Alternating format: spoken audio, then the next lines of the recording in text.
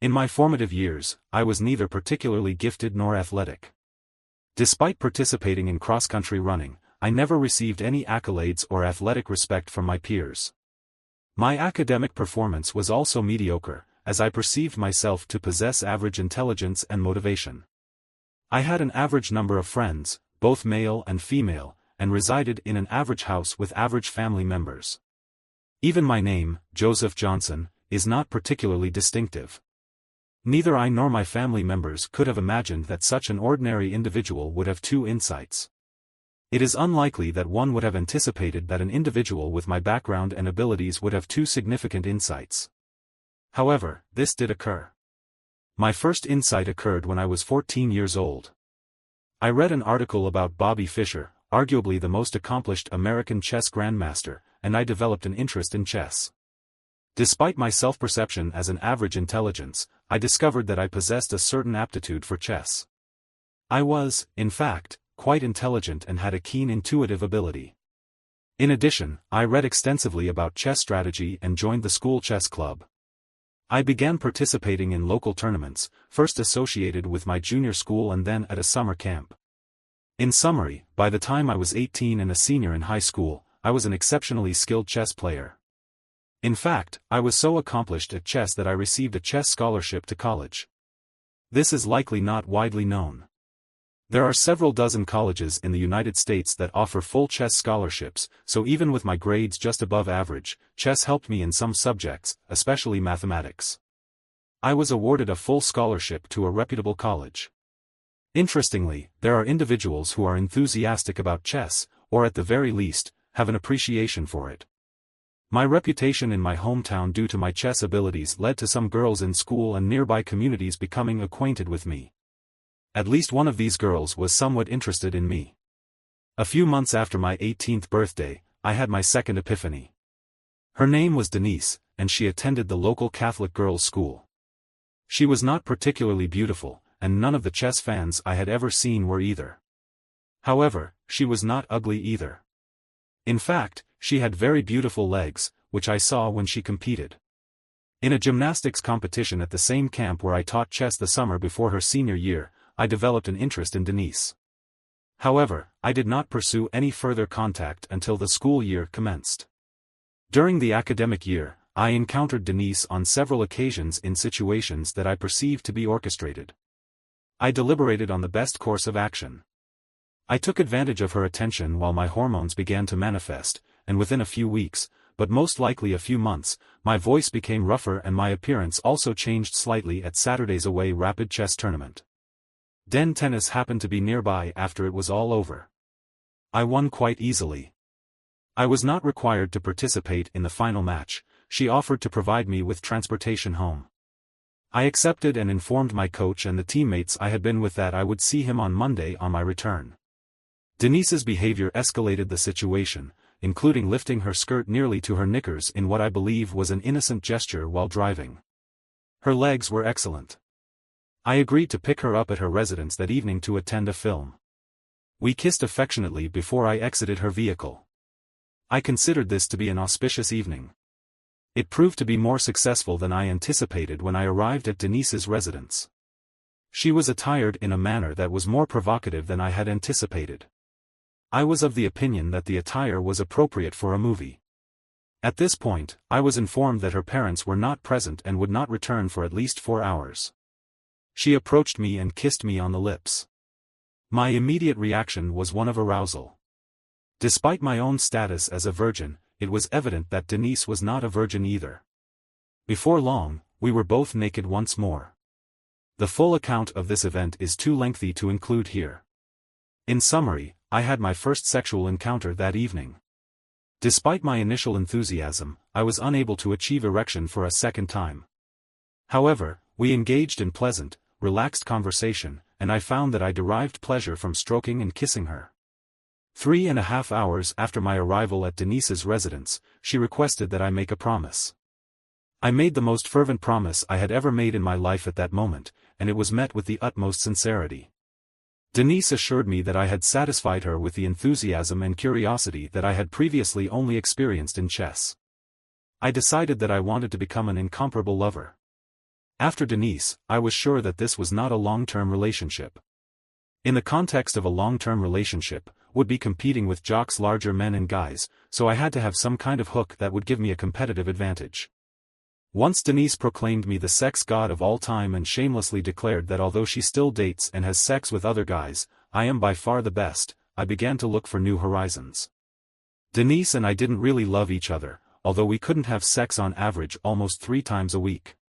Without falling in love, she desired for our relationship to continue as friends into college.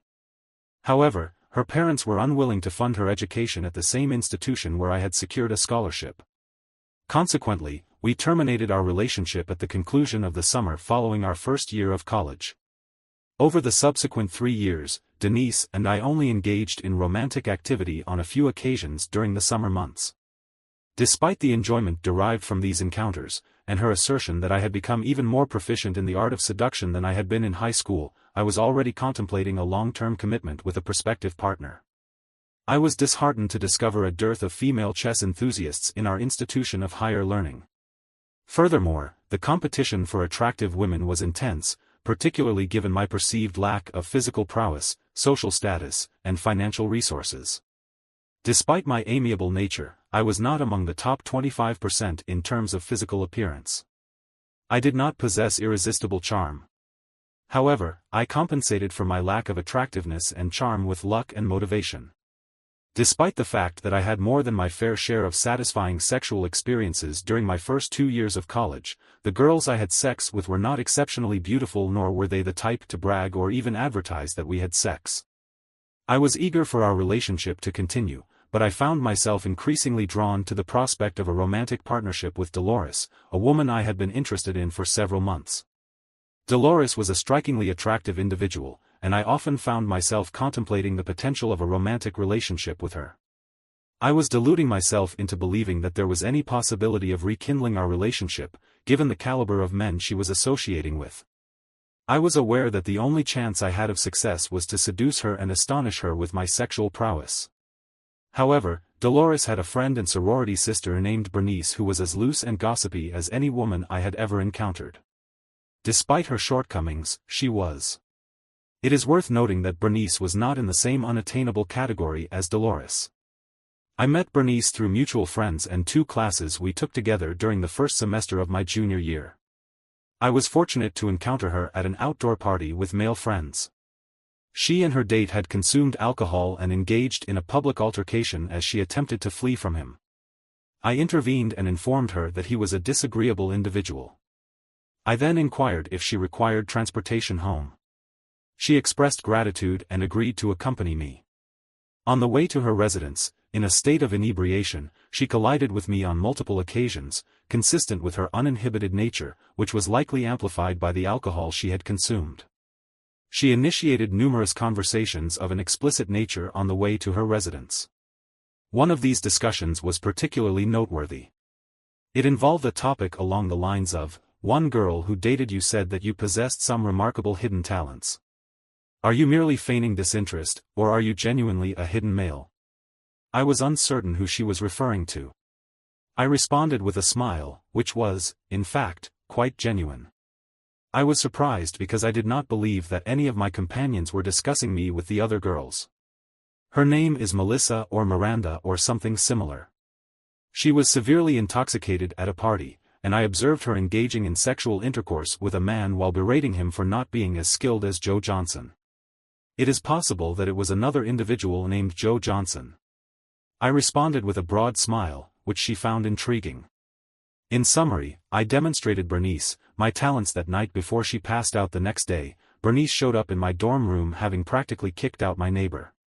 She said in her inimitable relaxed manner, "We had sex last night before I passed out, or was I dreaming? It appears that there really was something." I smiled. "I want to know if this is real. Can't you come to me tomorrow night and do it again while I'm sober?" "I don't know, Bernice. I like you, but I'm not interested in a long-term relationship.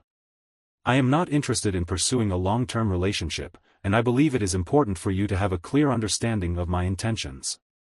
Additionally, if I were to pursue a romantic relationship with one of your sorority sisters, I would not want you to be overly enthusiastic about me or for her to reject me solely based on our past sexual encounter.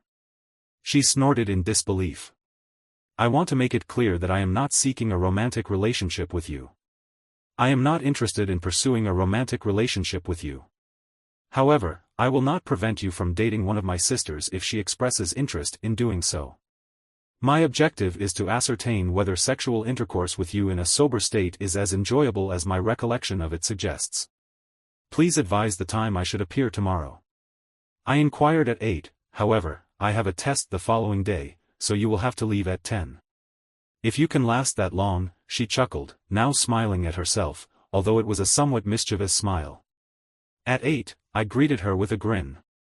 The next day, I attempted to complete all of my schoolwork, had an early dinner, and did some language exercises. This was my opportunity to gain Dolores's attention, and I was determined not to miss it.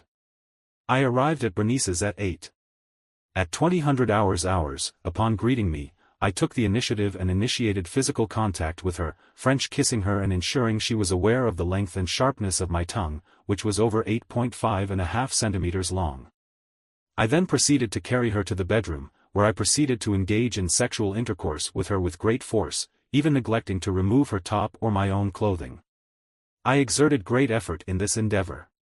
I had never exerted myself to such a degree in my entire life until that moment. I then proceeded to dress myself, compose a note, and take my leave. I thoroughly enjoyed the experience. She was an exceptionally supportive and appreciative partner, and even if the outcome did not align with my initial expectations, I was gratified to have had the opportunity to engage in such an activity. The following day, I was engaged in conversation with 2 male and 1 female friends at the student union. When Bernice approached me, she appeared unkempt and agitated, walking on her toes, which is not typical for her. She ordered the 3 individuals I was with to leave and then sat down next to me. Due to your influence, I was unsuccessful in my world history test today. These were her first cheerful words. I asked you, Bernice, to drive me crazy last night, despite my assertion that I needed to study for a test. Could you not have cease? I was unable to refrain from responding. Furthermore, sexual intercourse with you is quite intriguing. Bernice smiled and then laughed. When might we engage in this activity again? Friday or Saturday night would be optimal, provided that I am not required to attend classes the following morning. Would it be acceptable to engage in this activity on both Friday and Saturday? I responded. Bernice considered for a moment. She selected Friday as a definite possibility. She then requested that I cancel my plans for Saturday. I actually remained at her apartment. On a Friday night, I discovered that, under favorable circumstances, my recharge time was approximately 5 hours. Consequently, I engaged in sexual intercourse not only on Friday night but also early on Saturday morning. Fortunately, I had minimal responsibilities during the day on Saturday, as I needed to rest in preparation for Saturday night, which was largely similar to Friday night until approximately 3 a.m. On Sunday morning at 00, we were no longer able to continue. Over the following week, I received more smiles from attractive women when I passed by on breaks or during class than I ever had in my life. Among them was Dolores. After 3 additional marathon sessions with Bernice over 3 weekends and continued smiles from women across campus before another Friday meeting, Bernice and I had a heart-to-heart conversation. Heart on a bench in a secluded part of campus. Joe, I wish to inform you of a matter that you may find disagreeable, given my current state of distraction due to our sexual relationship. This semester marks the first time I have been awarded multiple Bs, a distinction previously unattainable during my college career. I had presumed that, despite her intelligence, Bernice would not achieve the dean's honor list, given her personality and sexual orientation. I had not anticipated that I would be awarded a B, given my history of promiscuity. I am a serious student. I am a student and my objective is to graduate from college with honors. Therefore, I must refrain from engaging in any further romantic relationships. I am only a session or 2 away from graduating college, while I work on improving my grades in world history and astronomy. Astronomy was known as one of the most difficult subjects at the School of Liberal Arts. I was surprised she took it at all, let alone plan to pass it with flying colors. Now that we are being frank, Bernice, I would like to make it clear what my intentions are. I want a relationship with Dolores McHugh. I would like you to help me achieve this. If you install them, I will be pleased to have 2 additional dates with you before the end of the semester.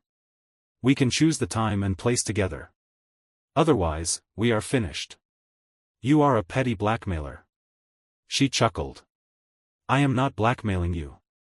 I am simply negotiating. I smiled. 5 days later, Bernice and I met on the same bench. You have ruined my life. She growled. However, I had learned her habits well enough to know that the growl was false. I asked, have you considered this? Dolores, at the expense of my conscience and pride, that is how it is. She snorted again. Why do I not understand? I inquired, this time with a smile. I initiated a conflict between her and that, football player she is dating. I informed her that I was worn out by her actions and suggested that if she desires to relax and engage in enjoyable sexual activity, she should consider going on a date with him. How can I suggest such a thing to her? I was so taken aback that I even choked. I arranged that too. I informed her that I had a date with him at an off-campus location. A campus dance party is scheduled for Saturday night. We agreed that you would pick me up at the sorority house. I informed her that when you arrive, I will stage an incident in my family. She will be nearby, and if you appear disappointed, she will offer to go in my place. I even procured tickets to the dance party. However, she said, her niece smiled and took 2 tickets out of her bag. I put the tickets in my pocket and he kissed her with a passionate tongue and said, let me know when you want to be served, and I'll give you the time of your life. She replied, you've already given me the time of my life. I just want 2 more 2-hour ones and that's the maximum sessions with you. He then informed her of the dates and said, you will come even if you have a conflict with Dolores. She responded, understood. Bernice gave a convincing performance about family difficulties. I feigned disappointment while she shed tears and Dolores happened to walk by with impeccably applied makeup and perfectly styled hair, but in casual attire, Bernice volunteered for her. I informed Dolores, are you truly going? I am reluctant to forfeit the expensive tickets. Dolores replied, I will be ready shortly, but I need to change. 4 minutes later, she descended the stairs. Dolores and I had a pleasant conversation on our way to the dance party.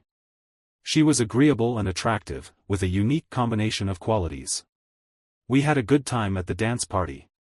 I am a skilled dancer, and Dolores is also adept at dancing.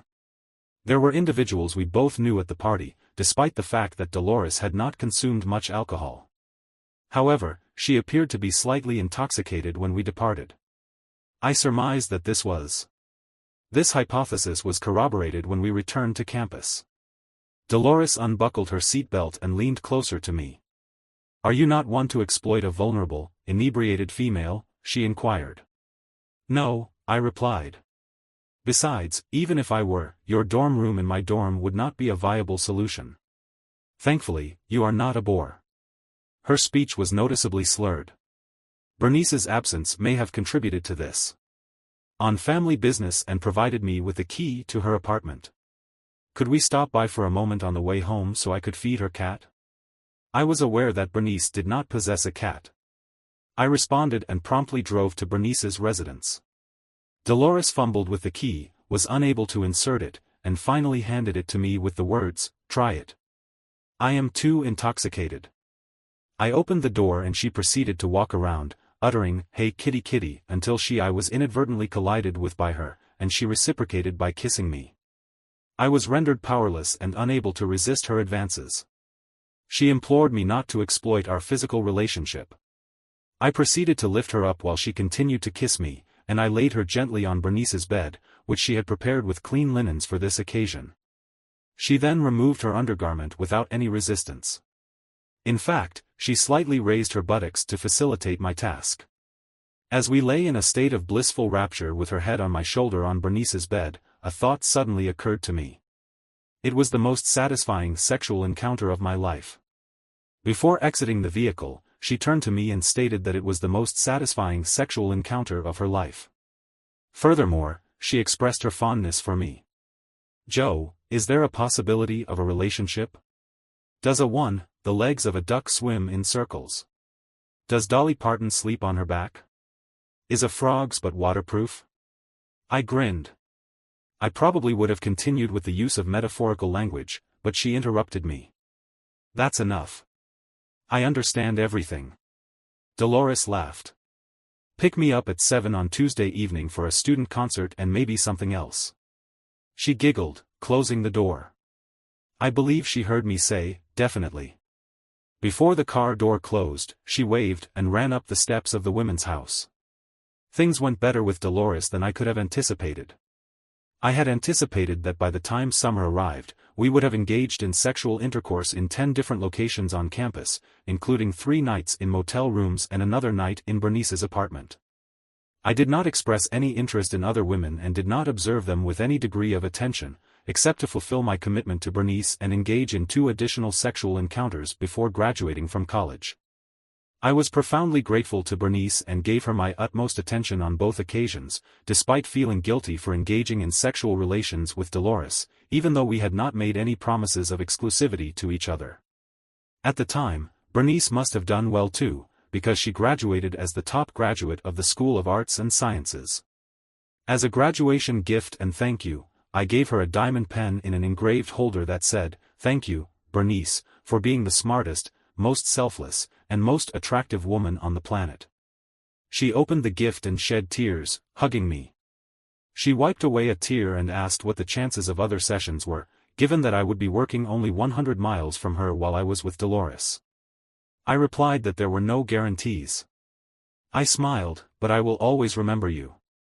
I suppose I am too selfless. She laughed, then kissed me and left to meet her parents during the summer between my 3rd and 4th years. I did not have any sessions with anyone older than Dolores. I spent 2 weekends at Dolores's house, which was a mansion, while her parents were in Europe. She visited my parents' modest home once, although we had to stay in a motel room to have the privacy we needed during my senior year. I declined a chess scholarship and worked part. I was able to save a significant amount of money from summer jobs and winning professional chess tournaments, which allowed me to easily cover the tuition costs for my senior year. Additionally, Dolores and I shared an apartment, which was financed by her parents. I contributed to the food expenses and paid for the majority of our social activities. However, it was only after visiting Dolores's parents' mansion that I became aware of their considerable wealth. Despite the considerable financial resources at their disposal, Dolores's parents demonstrated minimal involvement in her life. They only visited her once during her senior year of college, which forced me to conceal my belongings in closets or with friends for the duration of their 2-day stay. Dolores introduced me to them as her boyfriend, yet they did not extend a warm welcome. However, the coolness of her parents was the sole challenge throughout her senior year. In fact, what was most important to Dolores was her pursuit of sexual and romantic relationships, which only intensified. We expressed our love for each other daily. Furthermore, sexual intercourse occurred on a near-daily basis when she was not menstruating. Additionally, there were 2 main issues. Firstly, her parents spent a considerable amount of money on her, purchasing various items such as clothing, cosmetics, and spa treatments. Secondly, if she would frequently inform her friends about my sexual prowess in front of me. I hoped she did not engage in this practice because she had to justify to them why a goddess like her would date a man who was not her physical equal. When I inquired about this, she assured me that that was not the case.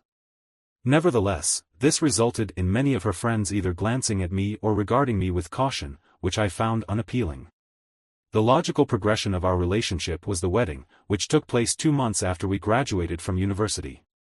We both secured gainful employment in the same city, and the nuptials were a simple civil ceremony, as her parents declined to participate, citing my apparent financial inadequacy and her own rejection of their attempts to arrange a match with the sons of their affluent acquaintances. At least her brothers attended the reception. One, Anthony, was a commendable individual, and the other Jonathan appeared to bear the brunt of his time there because Dolores did not cultivate a close emotional bond with her parents. She never seriously contemplated acquiescing to their demands, yet she recognized that relinquishing the shopping, spa visits, and other privileges afforded by their affluence would be challenging. As soon as we wed, they ceased all financial assistance. She asserted, "I can manage." Just before the nuptials, her shoulders slumped in resignation. "Besides, you already possess sufficient fashionable attire to last a decade," I retorted. "I have no further needs." She then expressed a change of mood, becoming cheerful. Furthermore, she noted that she anticipated spending a significant amount of time in the nude. Our initial 3 years of marriage were characterized by a sense of contentment. During this period, we experienced notable progress in our professional endeavors. We relocated from an apartment to a townhouse and cultivated a supportive social circle comprising individuals of a similar age. She engaged in physical activities such as running and weightlifting, while he frequented the gym. Remarkably, the quality of their sexual relationship improved, despite the frequency of their encounters remaining at the level observed during their college years. Dolores then re-established contact with Jane Britton, the woman who had hosted her inaugural celebration when she, at the age of 18, she was persuaded to join the local Junior League. The Junior League is a charitable organization that performs a great deal of good work. However, in our metropolitan area, the vast majority of its members are women who are themselves wealthy or have husbands who are extremely wealthy. Dolores and a few others are the exceptions to this rule. Over 1/3 of the members are trophy wives who are significantly younger than their wealthy husbands. They are surrounded by such wealth, including when Dolores attends fundraisers or meetings at one mansion or another by herself or with her husband. As a result of this, Dolores developed a newfound love for material things and began spending. The accumulation of wealth was such that we were compelled to draw upon our modest savings. This led to our first significant disagreement. Despite the intensity of the argument, neither of us held a grudge. We were able to resume our relationship shortly after, during a sexual encounter that lasted all day. She displayed heightened energy and responsiveness. Later that week, she approached me with an unexpected proposal. She acknowledged that she had been spending money freely and that she would be more prudent in the future. However, she emphasized that her 2 Junior League friends valued her companionship and were willing to pay for her shopping trips to New York. "I wanted you to be aware of this so that you would not perceive my actions as reckless." "What do they want in return?" I inquired incredulously. "They simply require my friendship," she responded sweetly. Their lips brushed against my neck and cheeks, leaving a trail of kisses. "I appreciate your communication. It is invaluable. However, I am uncertain about the reaction of their husbands to the expenditure of money on you. Jane and Amy's husbands are affluent and willing to provide for their wives in any way they see fit. Therefore, this expenditure is not a cause for concern. Even the smallest expenditure on my part is insignificant when considered in the context of their overall wealth." My interactions with Jane and Amy at Junior League and other social events led me to conclude that their husbands are the primary decision-makers in their lives. Both of them are on the list of the top 200 richest Americans. Therefore, there is no need to worry. After our conversation with Dolores, there were no further issues regarding financial matters. However, there has been a shift in our relationship. We have started communicating more with Jane and Amy, sometimes with their husbands and sometimes without. It became evident that she was attempting to initiate a flirtation with me. The situation was becoming somewhat revealing and uncomfortable, particularly in the context of interactions with Amy. Amy epitomized the concept of a trophy wife. She was 29 years old, possessed a more striking appearance than any fashion model, exuded a regal bearing, yet maintained a friendly disposition. She was married to Wilton Braxton, a man in his 70s who was ranked 35th on the last list I saw of the richest Americans. Amy was the only woman I had ever seen who appeared more attractive than Dolores. She was extremely meticulous about maintaining her appearance, including working out with a personal trainer 5 days a week. Amy was also she was the most charitable person I had ever encountered. She dedicated herself to fundraising, particularly for causes supporting victims of domestic violence, children in poverty, and children with serious illnesses. When not engaging in exercise, socializing, shopping, or vacationing, she consistently and vigorously supported charitable organizations. If a fundraiser lacked sufficient funds, Wilton Braxton was willing to supplement the deficit, as he derived immense joy from seeing Amy happy. Following a particularly flirtatious interaction with Amy in a den at a social gathering at a mansion, I realized that supporting her was a crucial aspect of my life. Inebriated, I resolved to discuss the matter with Dolores the following day. After a pleasant breakfast and an enjoyable morning of sexual intercourse, I summoned Dolores to our patio. "Darling," she inquired with a smile, "what is this delicate topic you wish to address?" I proceeded to explain the situation in a straightforward manner. However, Amy Braxton and Jane Britton appear to be deliberately pursuing me at every opportunity. "You have also observed some comments from them." "You must be flattered," Dolores replied with a grin. However, she continued with a devilish grin, because Amy's husband cannot. It is evident that Amy's husband is unable to perform sexually for her, whereas Jane's husband is capable of doing so. It may be assumed that they derive pleasure from the company of a sexually attractive man such as yourself. "Have you discussed their sexual activities with them?" I inquired, perplexed. It is a common practice for affluent women to discuss their sexual lives. "Have you engaged in such conversations with them?" I inquired. I replied in a hesitant manner, indicating that I had indeed discussed the numerous ways in which my partner provides me with sexual satisfaction. I then inquired as to whether they divulge all the details of our sexual encounters. They seem to find these details intriguing and inquisitive. "They envy me so much." Dolores grinned. "I really wish you wouldn't do this." I stammered. "Why not?"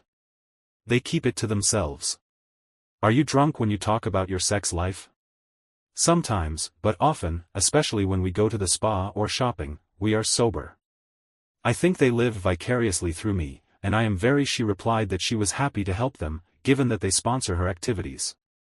She did not appear embarrassed by the evident discomfort on my face or the fact that I was squeezing my hands convulsively. She approached me, sat on my lap, and kissed me. She then said, "I really wish you wouldn't do that again. On the one hand, I am reluctant to offend them, but on the other, I am a man. It is undeniable that they are very attractive. Indeed, Amy is arguably the most beautiful woman I have ever seen, with Jane not far behind. However, I am confident that you can handle this." She knelt down for the second time in as many weeks. In the following weeks, I found myself fantasizing that it was Amy. Interestingly, when we eventually engaged in sexual intercourse, I fantasized that it was someone else for the first time since I had met Dolores. Following this, the flirting between Amy and Jane intensified, and some of the comments Amy made, including those she made to Dolores, albeit with a double meaning, were perceived as super risque. Dolores merely smiled. On a Friday evening, the situation reached a critical point. Dolores and I had been scheduled to meet Amy in Wilton, who had taken time off from their busy schedules to attend the opening of a popular downtown establishment. Amy and Wilton were given front row seats. I was seated in the rear because they were benefactors of the theater. Only Amy was present. She greeted me with an excessively lengthy and familiar embrace following a brief conversation. My mobile phone rang. It was Dolores. "Honey, I have unfortunate news. My brother Anthony's wife just called to inform me that he was involved in an accident. It is not life-threatening. She was threatening, but she needs assistance with the children. I am distraught that I will be unable to attend the performance. I am obliged to decline their invitation." I expressed my condolences, inquiring as to the duration of their absence. I was aware that Anthony and his family reside in a neighboring suburb. I hoped it would be a brief absence, but I would genuinely miss the performance. I expressed my sentiments to Dolores, informing her that I would contact her when I would be returning that evening. "Listen, my love, if Amy or Wilton are there, you will give them the phone. Okay. I love you," I replied, handing the phone to Amy. Dolores and Amy chatted for a while, with Amy saying things like, "We'll miss you." "I understand. We'll take care of him." Shortly after, Amy handed me my cell phone. Hers rang after a short conversation, during which she seemed disappointed. She handed the phone to me. "This is Wilton Joe. He can't come either, but he wants." "Hello, Wilton. How are you?" "Listen, Joe. An extremely important business deal has just come up, and I must take my private jet to Paris within the hour. I will not be back until Sunday evening. I am truly sorry for missing the show, but Amy is eager to attend, so please join her and then go to dinner at my expense." I have experienced this scenario once before. Prior to entering the theater, I had already discerned that something was amiss. However, there was little I could do to rectify the situation. Amy observed two students at the box office who appeared to be unaware that the opening night tickets would sell out or that they would cost as much as they did. "Joe, wait a second," I said, kissing Amy on the cheek. Then I approached the young man and woman. After approximately a minute and a half of conversation, she provided them with 2 tickets. I anticipated that they would be overjoyed and express their gratitude by kissing her feet, as the enthusiastic college students followed us into the theater. I whispered to Amy, "You have undoubtedly made their evening, if not a month or a year. I am capable of doing the same for you." She responded with a smile and a firm grasp on my biceps, which, since I began weightlifting, have become noticeably larger and more defined. The man was of a considerable size and stature. I was rendered speechless and unable to formulate a response. The evening was markedly peculiar, so much so that it seemed to exist in another dimension. The acting was of an excellent standard, although Amy's constant physical contact with me proved distracting. Even more so was our conversation with 2 college students whom Amy had invited over during the interval. We were introduced to them after the performance. The young woman inquired as to whether I was Amy's husband. Amy responded in the negative, stating that I was her lover. The young man reacted to this by tossing the wine he was drinking in Amy's direction, which she had previously removed from his nose. Fortunately, we all lost our appetite, and I swiftly changed the subject during dinner. Throughout the meal, Amy repeatedly ran her booted foot up and down my leg, occasionally placing her hand on me. She appeared to be.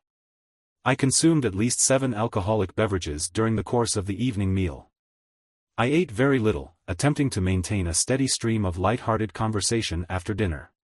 As I was driving Amy home, she appeared to lose consciousness. When we arrived at her residence, she was laughing and speaking in a somewhat incoherent manner. I rang the doorbell at her mansion, but there was no answer. I finally woke Amy up. She informed me that no one was answering at her house, and that the maid was on leave. In a state of apparent inebriation, the subject suddenly inquired as to the whereabouts of a key. I promptly retrieved the item from her person and assisted her from the vehicle. The task of transporting her to the front door, situated a considerable distance from the vehicle, proved to be a formidable challenge. The distance involved traversing 10 steps from the circular driveway to the entryway, which was of an ornate design. Once there, I positioned her against the wall and opened the door, subsequently leading her inside. I then proceeded to enter the premises. First, I assisted her when she stumbled behind me.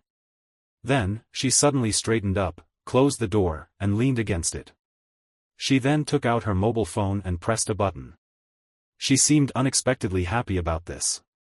I inquired about the situation, and she replied, "Your wife will call you in a few seconds."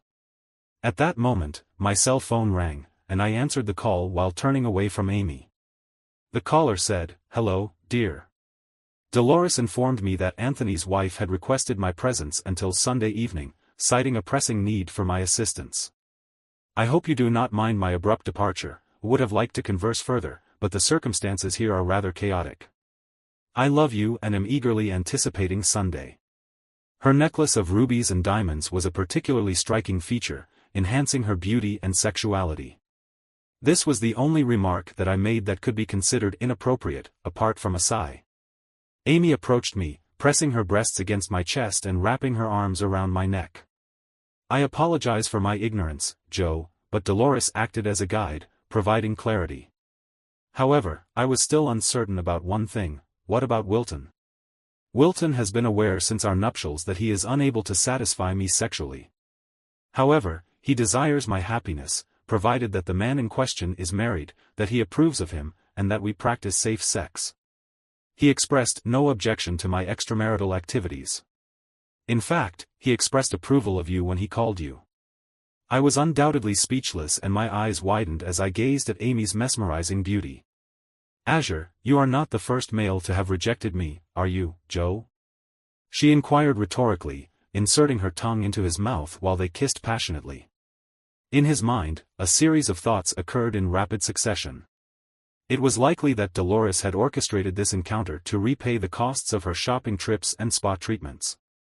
He was merely a man, and therefore powerless to refuse the most beautiful woman he had ever seen. I have never before encountered a woman who is simultaneously cheerful and philanthropic. I must be in an alternate reality. Such a scenario is implausible in the context of our shared reality. As we broke the kiss, Amy whispered, "Let's go upstairs." I responded with a snort, indicating my lack of interest in following her suggestion. I then proceeded to flip her over, inadvertently knocking off one of her Christian Louboutin heels in the process. I carried her into the living room and laid her down on the sofa, spreading her out like an eagle. The most expensive sofa was then utilized as a surface for the full treatment, while Amy remained in a delirious state on the sofa. She was then picked up and transported up the stairs until a room was reached that was identified as one of the numerous guest rooms. She was then laid on the bed, the door was locked, and the subject rapidly undressed. Following a brief dinner, which was prepared by Amy herself, given the absence of a maid, cook, or butler, Amy and I parted ways on Sunday evening at approximately 6:30. I had achieved my goal. She was unable to walk in a straight line. I have never felt better in my life, even after the most satisfying sexual encounters with Dolores. This was a source of great distress for me. We will be in touch. These were Amy's final words as I walked out her front door. I chuckled and drove home, my thoughts in a state of disarray. What was this supposed to do to my life? Despite her apparent approval, this had a detrimental impact on my relationship with Dolores. What should I tell Dolores? If she requests sexual intercourse and I am rendered almost entirely incapable of performing, I parked on the street since Dolores's vehicle was situated in the driveway, obstructing the entrance to the garage. I then proceeded to enter our townhouse through the side door, maintaining a low profile. I must have been quiet because I heard her speaking on the phone, and I deliberately became silent and began to eviscerate her, hearing Dolores giggle in an upbeat tone. I am aware that you may have thought I was exaggerating, but now you believe there was no. I was uncertain about who she was talking to, but after listening for a few minutes, I had 100% certainty that she had arranged everything. I quietly exited through the side door and entered the front door noisily, reuniting with Dolores. It was much easier and more pleasant than I had imagined. She hugged me tightly, kissed my neck, cheeks, and lips, and smiled when she wasn't kissing me. I learned that she informed me that the situation with Anthony was not serious, expressed her satisfaction with the play, and conveyed her hope that Amy had enjoyed it. She did not inquire about my whereabouts, and I did not volunteer any information. Amy called me at work on Tuesday to express gratitude. She was cheerful, and I was similarly cheerful in return. We had both been quite busy that week, but she requested a meeting the following week to discuss establishing another connection. I believe we can make the necessary arrangements. We both laughed at this suggestion. Despite my positive experience with Amy, I was still concerned about the implications for the future. Over the next 2 weeks, I attempted to discuss the matter with Dolores. However, her responses were either to please me or entice me into other forms of sexual activity. My sexual relationship with her remained as intense as before. Even after 2 more sessions with Amy over the next month, I continued to struggle with my feelings. While the duration of these encounters was not as lengthy as the hedonistic weekend, there was a notable shift in Amy's behavior. She no longer openly flirted with me in public, although she maintained her pleasant demeanor. However, Pleasant Jane began to pester me, even in the presence of Dolores. I was acutely aware of the potential consequences of this behavior. Despite Dolores's efforts to avoid any confrontation or discussion on the matter, I remained in a state of intense internal conflict. I questioned whether Dolores truly loved me, despite her outward displays of affection and attention. I had never observed such affection, kindness, or attentiveness from her. I was uncertain about the veracity of my perceptions and began to doubt the veracity of many other things. The anguish over this began to affect my work. Then, an unexpected event occurred. I was in the yard but did not notice Dolores. I went into the basement to conduct business when the landline phone rang. The caller ID indicated that it was Amy, who was curious enough to justify invading Dolores and Amy's privacy. I waited until I heard Dolores answer upstairs. Simultaneously, he picked up the phone in the basement and turned off the microphone. While the exact content of the conversation is unclear, it was evident that Dolores expressed profound affection and pride in our relationship. She was particularly pleased that she had a husband who could consistently satisfy her sexually, a quality she perceived as lacking in other members of the Trophy Wives Club, as I had taken to calling the Junior League. She was so proud of this aspect of our relationship that she was willing to share me with her two closest friends, despite their financial advantages over her. Dolores did not express any fears that I would leave her for another woman. She was confident that I loved her as much as she loved me. After this telephone conversation, I essentially ceased suffering and began to bear my burden with unwavering resolve. 3 years have passed since that phone call, which effectively brought my torment to an end. I say effectively because, although I was willing to comply with Dolores's wishes, I did not want her to engage in sexual relations with another man. My stance differed from hers in this regard. I was not inclined to share, a quality that was not inherent to me. I never discussed this with Dolores. I conveyed this to Dolores directly, but I also made it clear to both Amy and Jane that I would never approve of Dolores taking a lover. I believe they both conveyed this information to Dolores, as every time I overheard any conversation between them, they discussed everything. I began to serve in this capacity, which is how I came to understand the situation. It is worth considering the views of Jane, who is a sexually attractive woman but not on the same level as Dolores or myself. However, when it comes to sexual intercourse, she is a relatively fast-paced partner. She is only interested in sexual activity and, although she is pleasant, she is not particularly responsive or playful. Therefore, sessions with Jane every 2 weeks are relatively the sessions with Amy are not as expeditious or straightforward as those with Jane. Despite my best efforts to suppress them, I harbor genuine feelings for Amy. However, I am uncertain if she reciprocates my affections.